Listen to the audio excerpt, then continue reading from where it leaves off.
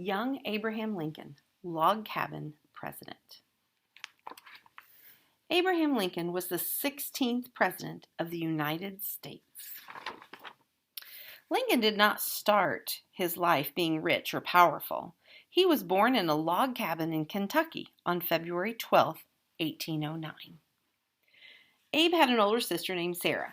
Abe and Sarah and their parents had a farm in the woods. Life in the wilderness was hard. There were many chores to do. Abe fetched the water from the creek, he chopped firewood, and helped his father plant seeds. Several miles from the Lincoln home was a one-room schoolhouse.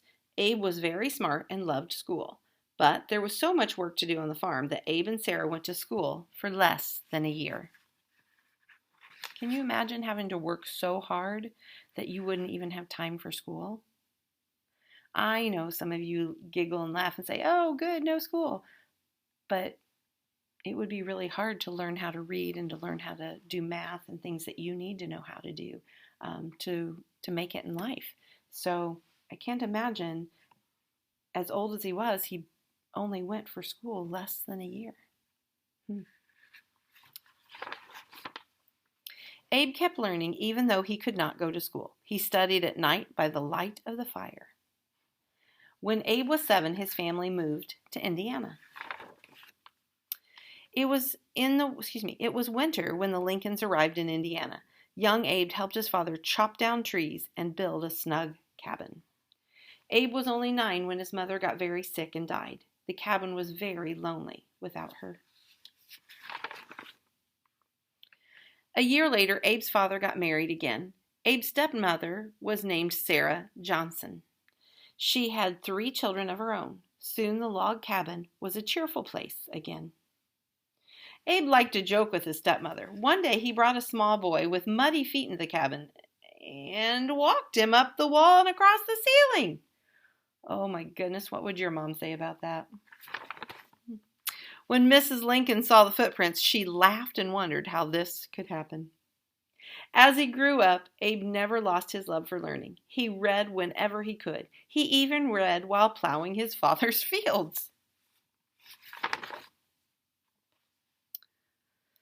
Books were hard to get in the wilderness. Sometimes Abe walked miles to borrow one. Once Abe borrowed a book and got it wet. He worked for 3 days to pay for the damage.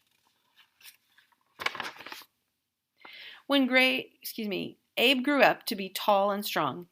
He could chop wood faster than anyone. He earned money by splitting logs for fences. Abe was also a great storyteller. People loved to sit and listen to his funny tales. When Abe grew up, he tried many different jobs. He worked as a farmer and as a carpenter. He worked on river boats and in a sawmill too. When Abe opened a store, one day a man came in with an old barrel to sell. He didn't know it, but that barrel would change his life. I wonder what was in that barrel. Do you know? What's your prediction? Let's read to find out. Abe bought the barrel. In it, he found a book about law. Abe read it every chance he could. Now, Abe knew what he wanted to do. He would become a lawyer and help people. A lawyer named John T. Stewart helped Abe study. It was hard work, but Abe was determined to learn. Finally, the day came when Abe was ready to practice law. Stewart made Abe his partner. Soon, Abe became very successful.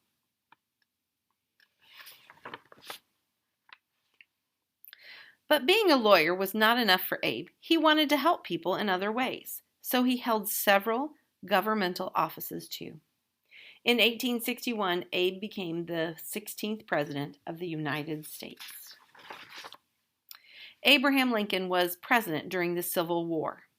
This was a very sad time for our country, but Lincoln kept the nation together. Then, just as the war ended in 1865, an angry man shot and killed President Lincoln. Okay, I'm going to stop there for just a second. President Lincoln was the president during our Civil War. If you are unsure about the Civil War, it was when our country decided to fight itself. So we had part of the country, they called it the North, and then we had part of the country, they called it the South. So the South had slavery. They used slaves to do their work and often didn't treat them well. In the North, the people didn't feel like you should have slavery. So the two parts of the country were fighting, and they were shooting and killing each other and doing things that you would normally do in war, but it was our own country fighting itself. So that was a very sad time for our country. Lincoln abolished slavery. He said no more. And when the war ended, he was actually sitting in Ford's Theater watching a play, and a man named John Wilkes Booth came up behind him and killed him. Thousands of people wept when they heard Lincoln was dead. Today, many people still visit his memorial in Washington, D.C. All right. So I hope you learned a little bit about Abraham Lincoln today and George Washington. Both of these books were biographies. And remember, bio means life, and graphy means written. So it was a book written about someone's life.